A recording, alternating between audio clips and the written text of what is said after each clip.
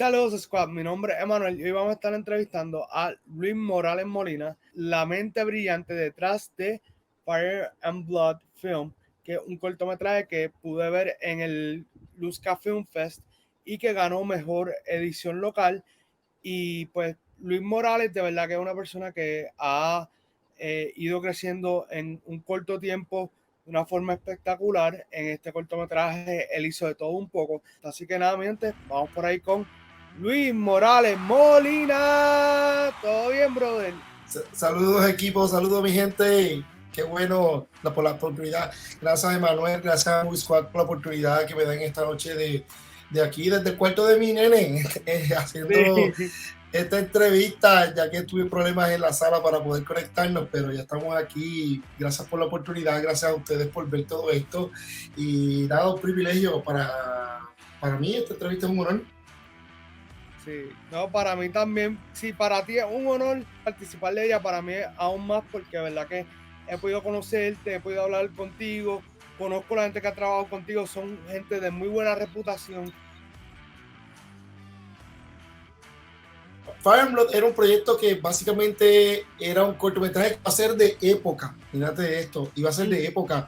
Y se había planificado que para ese entonces no se llamaba Fire and Blood, iba a tener otro título y iba a ser un cortometraje donde una persona pues iba a estar en su momento de muerte y iba a estar teniendo unas pequeñas visiones que se iban a estar dando en su lecho de muerte y cómo la situación lo llevó ahí. Pero entonces, entre la complejidad de filmarlo, la época, los vestuarios, entonces el presupuesto, tú sabes que al filmar esta época, eso conlleva un reto bien significativo donde tú tienes que buscar el presupuesto primero para hacer la época y después el presupuesto para filmarla. Eso lleva esa complejidad. Claro. Entonces decidimos hacer la contemporánea, decidimos hacer un tipo de cortometraje basándonos en los conceptos del West, famoso West. Yo no sé si tú supiste cuando las primeras películas que salían básicamente dominaba el drama, porque estrenaron los Oscars a principio, que era la época de lo que llaman la famosa era de oro del cine. Entonces, sí. Después de los dramas entraron el West Season. Ese West Season dominó básicamente hasta que el hombre llegó a la luna. Sí. El hombre llega a la luna, entonces cambia rotundamente la visión del cine y ahora no es el West, ahora es el sci-fi que dominaba en esa época. Y entonces, no sé si tú te percataste que después de que el hombre llega a la luna, empiezan a haber proyectos más como Star Wars, 2001 Odisea del Espacio, él y el octavo pasajero, y seguimos por abajo, zafacones de películas que eran del tema de la época. Entonces seguimos con esa temática. Dentro de los 80 a los 90, el cine de acción se volvió popular. Se volvió muy popular. Y entonces hubieron fusiones entre sci-fi para buscarse happy medium. No sé si te acuerdas de una película de Predator que se estrenó en los 80, que mezclaba la acción con la ciencia ficción. Y entonces se buscaba crear esa armonía en esa época. Y después, obviamente, fuimos golpeados por el 9/11, las Torres Gemelas, y dejamos de mirar a las estrellas y estamos buscando un héroe. Que ahora estamos en el Superhero Season. Y ahí entonces pues yo decidí vamos a llevar Fire and Blood al retro West, darle ese estilo visual West, pero que sea un corto de acción y dejarlos con el famoso 360. Entonces yo dije vamos a coger este guión y enviárselo a una persona que no lo revise. Y tuve el honor de enviárselo a Julio Román. Yo soy súper fanático de Julio Román, para mí es un gran amigo y es para mí uno de los mejores directores que está ahí la tiene, al igual que Benji López, son gente, Andrew Hernández, son gente que yo admiro mucho, en verdad estoy bien orgulloso de conocer a tanta gente bonita. Y él me dijo, mira, hazle estos cambios, y yo creo que tu historia es funcional. Entonces se me ocurrió la idea de comenzarla en un punto y terminarla en el mismo punto donde la historia termina. Y entonces comenzamos todo el proceso del guión. Se le cambiaban líneas, se le cambiaron varias cosas. Hubo un personaje que estaba en el guión pero no pudo salir, que después de eso vamos a hablar más tarde. Pero sí, hubo un personaje adicional de Fico, Javier, había otro personaje adicional que se llamaba Yamil y no pudo estar. Y terminé prácticamente en la última semana sacando el personaje, pero logramos terminar el cortometraje en su buen tiempo. Y Fire and Blood pues surge de esta idea, tratando de crear un cortometraje de acción que le gustara al público, que fuera llamativo por el público, tanto la trama como la música, todo lo llevé en una armonía, lo traté de dirigir desde la perspectiva, una armonía que fuera de perspectiva comercial.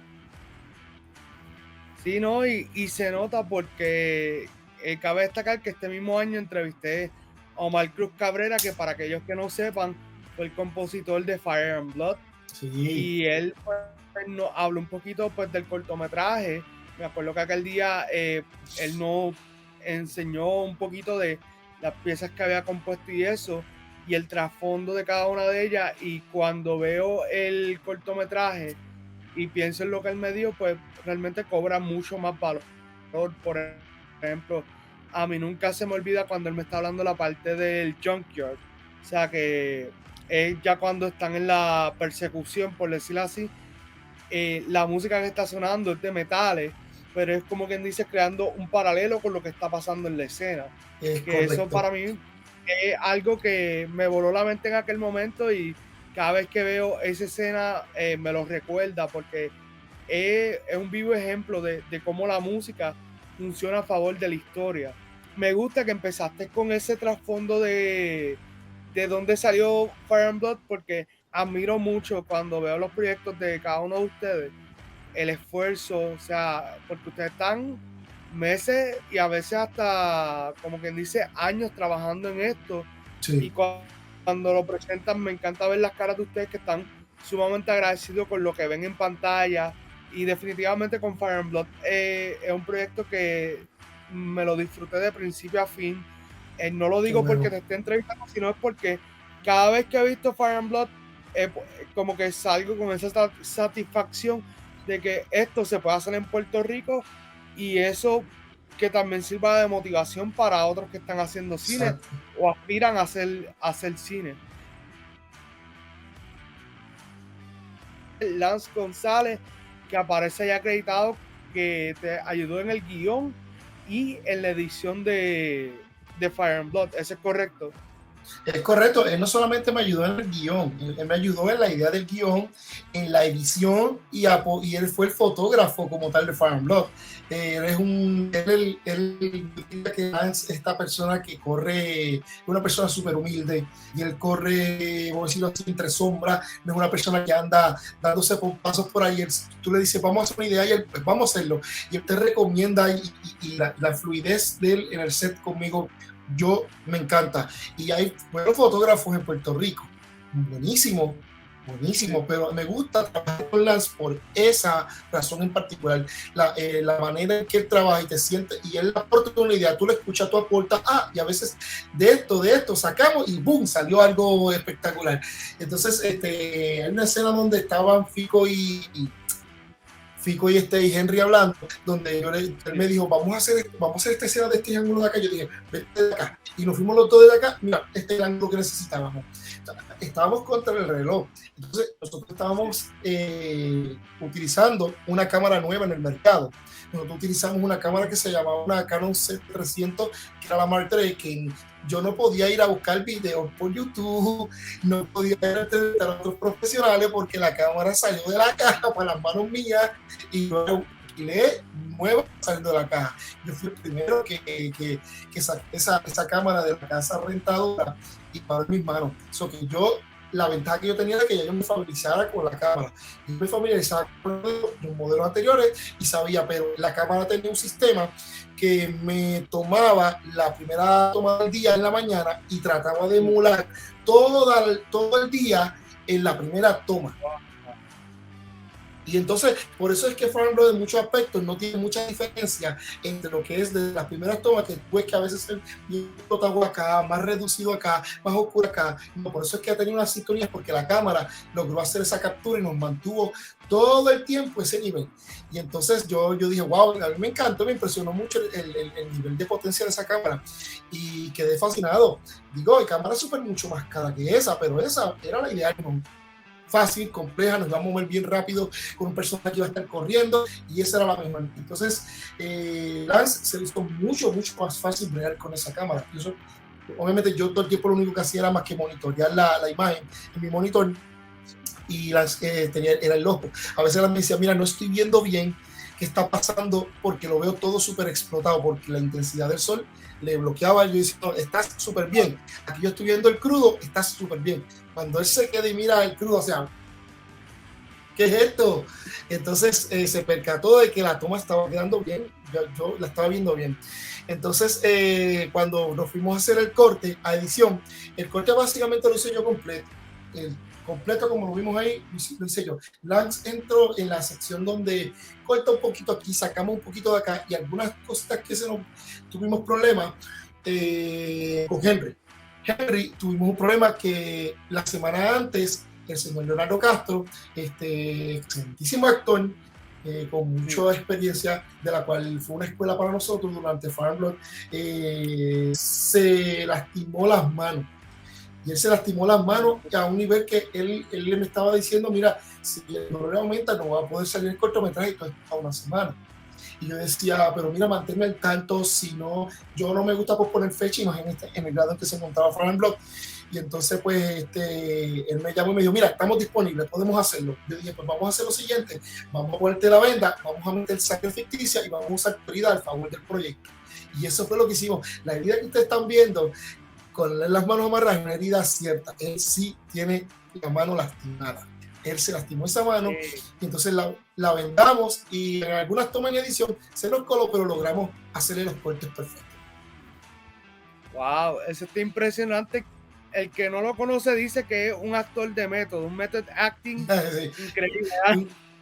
Exactamente, que es un famoso actor de método, pero no, eso sí pasó y lo usamos a nuestro favor y fue de gran ayuda dentro de todo el proyecto. El señor Castro es una persona muy experimentada. Yo entiendo que es una persona que aportó demasiado el proyecto. Todos los actores aportaron ahí. El señor Ramil Delgado, Noel Ernesto, Jack Mari. Cuando yo vi a Jack Mari actuando, yo dije, wow, yo realmente me arrepentí de no haberle dado más papel durante la trama, porque tuvimos varias situaciones con el personaje de ella, que casteábamos a una persona y pues no buscábamos. Habíamos seleccionado previo a Jack Maria una, pero estaba envuelta en otro proyectito y entonces pues no pudo estar con nosotros. Y entonces pues le escribo a Jack Maria porque la había visto que ella era actriz de teatro y ella me dice, envíame el guión acá. Después me dice, dalo por hecho, vamos a hacerlo. Y yo, pues brutal. Entonces, cuando llegamos al set, ella llegó como que un poco perdida y la química entre ella y yo fue espectacular. Ella aportó, yo aportamos y realmente para mí fue que el personaje, yo dije, wow, qué pena que no le pude dar más espacio. Mi próximo proyecto, yo te aseguro que ella va a estar ahí metida en ese proyecto. Súper. Pues mira, Jack Mari, si estás viendo este video, lo estás escuchando, sabes que por ahí ya tiene un próximo guiso. Sí, el personaje de ella, aunque como tú bien señalas, está poco tiempo en escena, lo que hace realmente me gustó y es un personaje que le da también un feel distinto al cortometraje porque sin entrar mucho en detalle para aquellos que no lo han visto, esto es un cortometraje de básicamente de una fuerza entre dos, vamos a decir, dos grupos, y entonces de hombres. Y ella es como quien dice, esa nota aparte o crea esa distancia entre lo que está pasando en el mundo de Henry, con Fico y todos los demás, y lo que pasa en lo que vamos a decir la vida secular o normal de Henry con el personaje de Jack Mari.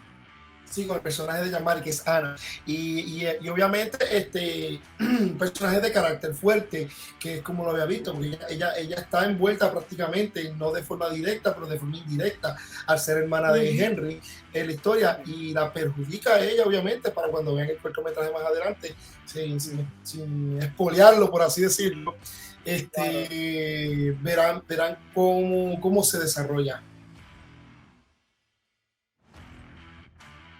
A mí me parece genial cómo tú manejaste la parte cómica en esa, vamos a decir, en ese momento que están Henry, Pico y Javier, que me gustó que de momento se forma un triángulo cuando Pico está de frente a Henry, pero entonces Javier se le para al lado.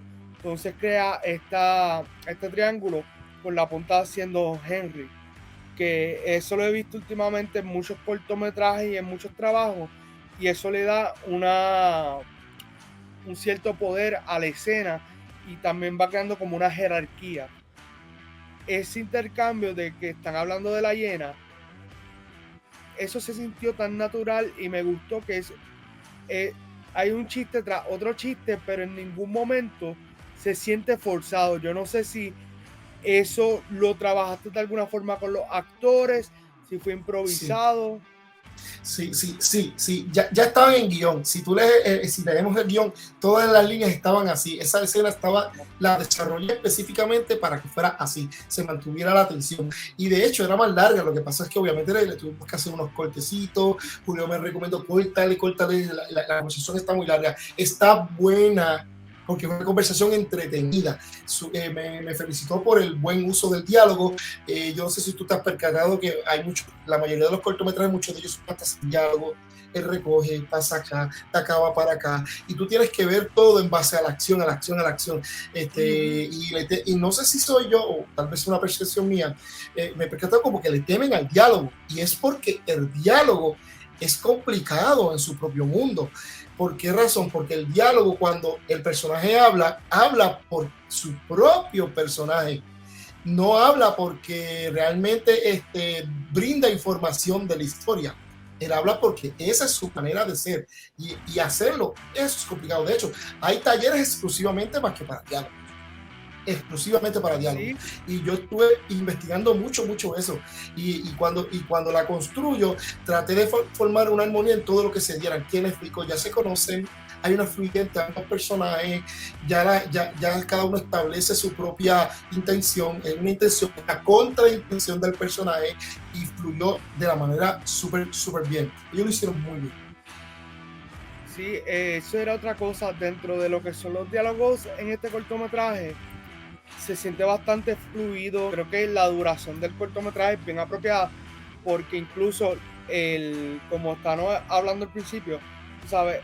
Se comienza en un punto, se cuenta toda la historia y se vuelve a ese primer punto, pero ocurre con una fluidez que incluso en la edición, que ahí podemos hablar un poquito más de la edición, hay un momento dado en que se escucha se hace un disparo, y eso mismo lo utilizaste para ir para atrás en el tiempo.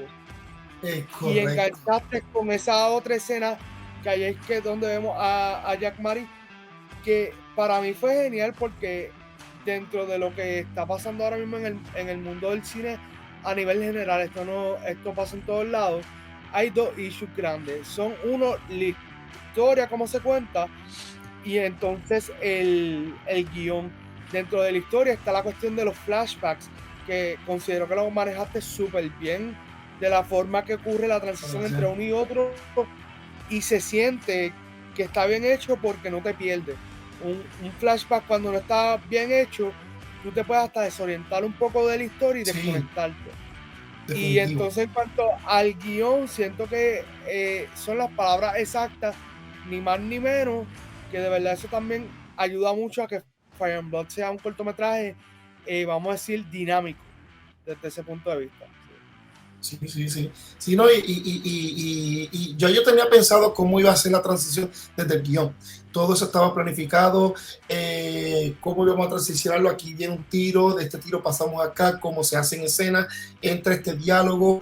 Ese diálogo también como toda la escena de Henry con Fico, se evaluó bien y cortaron, se añadieron, y sí, ahora que tú me hiciste la pregunta hace ratito, sí hubieron improvisaciones, se hubieron muchas improvisaciones. Entonces el actor Leonardo Castro, nominado también a actor por Fire and Blood en Luzca, mis felicitaciones también siempre, ya se lo digo personalmente, pero aquí se lo digo pues, públicamente, mis felicitaciones a él, hizo un trabajo de primera, él se hizo sus improvisaciones, de hecho, ellos nos pidieron y no pude dárselo por factor tiempo, me pidieron una escena completa a filmar totalmente improvisada. Mira, quiero una escena siguiendo tu guión, pero vamos a improvisar todo esto, y realmente ya el Joker estaba cerrando y el muchacho mío no nos va a dar tiempo. Yo digo, mi gente, vamos a hacer esto, a ver si lo podemos hacer mañana, y realmente pues venimos mañana, pero tenemos un zafacón de escena que filmar, se nos hizo bien difícil. El día en set es, para aquellas personas que están haciendo cine, maximizar el tiempo en un set es bien importante, bien importante. Ahí el señor Lance González, que estuvo con nosotros, fue una clave bien importante, él maximiza su tiempo en set. Así que ya lo saben, mi gente, eso una de las reglas de oro, no tan solo de Luis Morales, sino también de muchos de los directores aquí en Puerto Rico y a nivel general. Mientras más tiempo tú le puedas sacar provecho a lo que estás grabando, mejor, porque muchas veces tú no tienes el tiempo que tú quisieras para grabar, sino es el tiempo que hay y punto. Así que, y hablando un poquito más allá de la escena y hablando del Joker, quiero cerrar hablando de esta escena que es, yo diría que es el punto clímax dentro de la historia, cuando Henry está escapando de Fico y entonces le da un disparo y entonces hay como una explosión, y quiero hablar quiero hablar de la explosión por la cuestión de que no es algo muy común ver en películas de Puerto Rico, vamos a decir, un tipo de efecto especial así, de tanto, yo le llamaría riesgo y exacto, un efecto práctico. No es algo muy común en el cine puertorriqueño, sí ocurre, pero no de la forma que lo vi en Fire and Blood, también ejecutado y tan a menudo. Cuéntanos, haznos un breakdown de esa escena. Mira, esa escena, aventura. Te explico por qué, porque esa escena iba a tener varias tomas. Ahí sí caíamos en una pregunta donde si hubiesen escenas adicionales o tomas, esa era primordial, porque la escena era que iba a disparar, iba a dar un tanque de gas viejo que había allí, y el tanque iba a explotar, el tiro iba a fallar, y le daba el tanque y explotaba. Esa era toda la escena. ¿Qué sucedió? Yo no sé si para ese entonces, cuando se firmó Fire and Blood, el gobernador actual había anunciado el alza de COVID aumentó. ¿Qué sucede? Específicamente el día en que empieza Fire and Blood a firmarse, fue un viernes, hubieron restricciones por todos lados. Todo el mundo tenía que estar con mascarilla, muchos negocios volvieron a cerrar y whatever. Y entonces, donde el que me diseñó los efectos especiales no pudo hacer las compras finales porque los negocios cerraron por esa nueva orden ejecutiva. Y él iba a crear un tanque a escala normal, pero de ficción. De hecho, iba a hacer el efecto de explotar el tanque junto con la explosión, que iba a ser un doble efecto. Y esa era toda la idea. Pues entonces él vino de Juana Díaz, de lo que es el área sur de la isla, era un efecto, él trabaja más para películas americanas que vienen a filmar aquí, pero es bien amigo mío, y yo le dije, mira, ¿cuánto tú me haces por esto? Y él me dijo, mira, nada, vamos a hacerlo, consigue los materiales, yo tengo la licencia, tengo todo, y entonces pues, ¿qué vamos a hacer? Pues mira, hay que conseguir los permisos, hay que notificarle, porque los tiros que tuviste allí en Fire and Blood no son tiros de postproducción, son armas de bala salva que se están usando prácticos en set. Entonces, lo mismo las detonaciones que tuviste, todo era práctico. Yo hice prácticamente un Christopher Nolan allí, que me lo tiré todo práctico y evité todo lo que era postproducción, porque me gusta más. Yo creo que nosotros, puertorriqueños lo podemos hacer y animo a todos aquellos cineastas que lo hagan, lo pueden hacer, se puede hacer y no necesitas una millonada de dinero, tienes contactos, utilízalos, haz todo lo que puedas para crear una escena que sea lo mayor prácticamente que la computadora, la postproducción sea cuando ya no tengas el recurso para poder hacerlo, es el último recurso y ese demás, yo lo hago en post, elimina eso de yo lo hago en post, trata de hacerlo aquí, porque en postproducción no podemos poner emociones, en postproducción no podemos poner sentimientos, en postproducción sí se puede hacer, se puede poner lágrimas, yo he sabido de películas que han puesto lágrimas, pero nunca es lo mismo, el actor transmite una vibra, transmite algo y todo lo que tú puedes hacer frente a la cámara que lo capte, eso es arte, eso es cine y lo podemos hacer. Pues entonces esta persona vino de acá, nos creó todos los efectos, nos ubicó todas las explosiones y fuimos por el barrio porque ya vivía mucha gente haciendo notificaciones de que se iban a hacer unas detonaciones, que no se asustaran, no llamaran a la policía porque pudo haber pasado, pero gracias a Dios todo el mundo ya sabía lo que iba a pasar y de hecho la explosión quedó dos explosiones. En edición hay 2 explosiones. Lo que pasa es que para efecto de esto es una, pero hay 2 explosiones. Se dio una, que es la primera, y después la segundo corte era la segunda, y nos formó el famoso anillo en el cielo, que muchas personas no lo creyeron, pero el cielo lo formó. Eso fue totalmente lo que llaman production value, valor de producción. Sí, no, realmente esa escena es algo sumamente genial. Aplaudo que de verdad se hizo. Es para mí del cine puertorriqueño así reciente. Diría que una de las mejores escenas que yo he visto. Y Gracias. de verdad que Fire and Blood, aquellos que no han tenido la oportunidad de verlo, comuníquense por ahí con Luis Morales para que él pues les diga por dónde lo pueden ver y eso. Porque realmente es muy buen cortometraje. Como te digo, ya lo he visto varias veces, me encanta. No lo estoy diciendo porque esté delante tuyo, sino es que de verdad es un cortometraje que de principio a fin te lo disfrutas. Y como tú dices, tiene los elementos del western, tiene los elementos de acción y también tiene una crolización. Yo no sé si cuando lo hiciste tenías en mente, pero hasta cierto punto también yo le veo unos elementos un poquito como del Padrino en el personaje de Henry cuando está hablando. De Henry, sí. Hay como esa cuestión del Padrino, pero también es como un Padrino criolizado y lo hace sumamente bien, de verdad que sí. Sí, no, y entonces esa escena donde obviamente sabemos que era con él lo que está haciendo una práctica de lo que él va a hacer, donde obviamente termina todo. Él hablarlo consigo mismo después de haber cometido lo que cometió en esa escena, es lo que yo diría, que lo hace como que diferente en todo. Yo diría que eso es hasta metacine, porque el personaje no habla con nadie, el personaje habla consigo mismo a lo que va a hacer. Y entonces, pues, yo diría que como a Leonardo Castro le encantó esa parte. Cuando él hablaba con él y él dijo, lo que tú estás haciendo aquí es metacine. Es un personaje que habla consigo mismo. Eso casi no se ve, eso prácticamente no se ve. Pero sí, tiene todos los elementos de Puerto Rico. Hay una famosa escena donde Mike Caro se pone un sombrero y tiene la bandera de Puerto Rico acá arriba. Eso no lo habíamos planificado, eso sí surge en el set porque nos encontramos allí entre los sombreros que habían allí porque hacía una calor de pan grande. Me encuentra y dice, mira, esto se ve bastante chévere. Mira, vamos a ponerlo para que le dé ese toque. Y se puso el sombrerito con la bandera de Puerto Rico y ha viajado el mundo así. Fire and Blood se ha exhibido así. Estuvo obviamente en el Puerto Rico Film, ganamos, gracias a papá Dios, ganamos en Isabela Film Fest, es Made in Puerto Rico, de lo cual me siento muy, muy orgulloso y gracias a Joel por esa oportunidad en el Puerto Rico Film Fest con una, como te explico, una competencia bastante dura.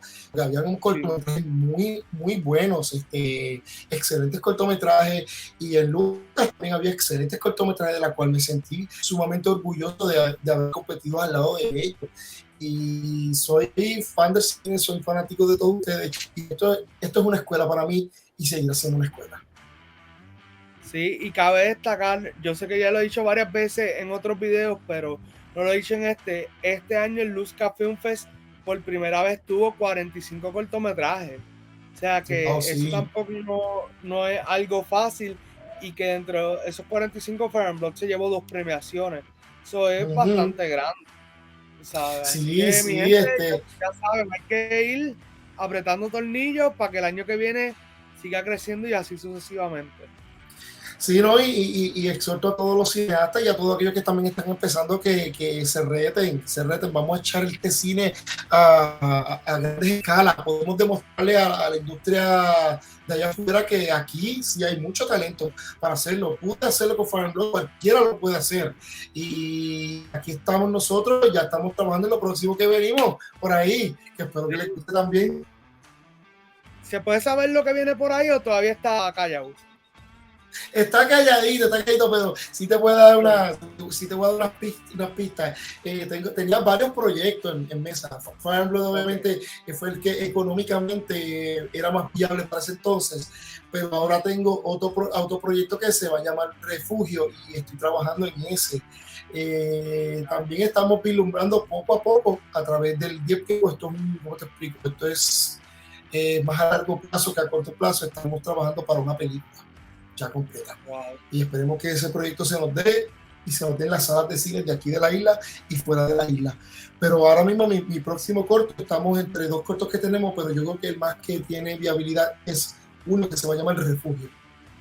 Y es un cortometraje thriller totalmente, es un thriller totalmente. Ese sí va a ser retante, va a ser súper retante. Yo sé que el equipo, el señor Lance González, los actores, Jack Mari, ve preparándote, van a agarrar un trabajo de primera, harán un trabajo de primera.